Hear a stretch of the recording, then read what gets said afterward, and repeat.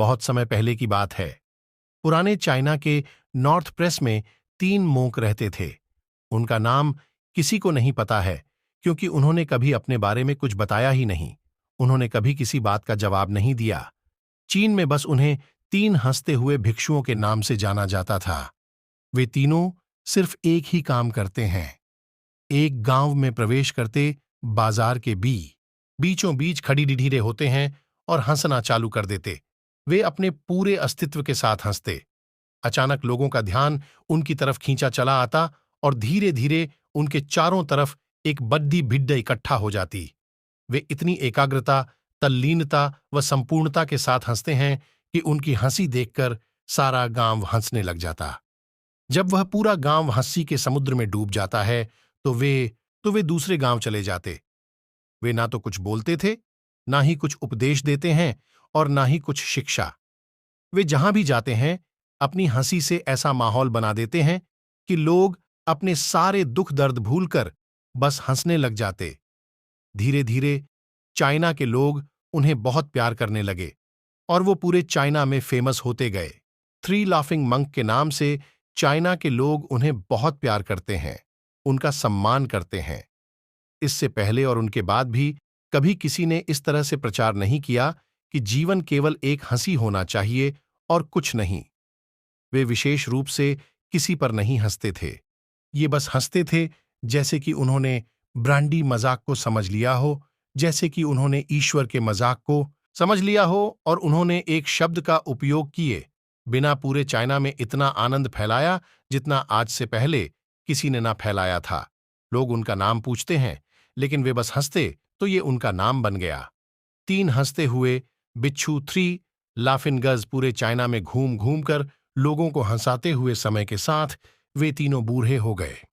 और एक रात जब वे एक गांव में ठहरे हुए, उन तीनों में से एक भिक्षुक की मौत हो गई। पूरा गांव स्तब्ध रह गया। पूरा गांव बहुत ज्यादा उम्मीद कर रहा था, क्योंकि उन्हें लगता था कि जब उनमें से एक की मृत्यु हो गई होगी तो बाकी जो 2 जरूर होंगे। ये देखने लायक होगा, क्योंकि किसी ने भी कभी इन लोगों को रोते हुए नहीं देखा था। जब सुबह हुई तो पूरा गांव इकट्ठा हुआ, लेकिन दोनों भिक्षु तीसरे की लाश के पास खाड़ी हैं। जोर जोर से हंस रहे थे, ऐसी हंसी जैसे उन्होंने आज से पहले कभी ना हंसी हो। गांव के कुछ बड़े बुजुर्गों ने उन्हें समझाने की कोशिश की कि यह आपका साथी था और इसकी मृत्यु पर आपको हंसना नहीं चाहिए।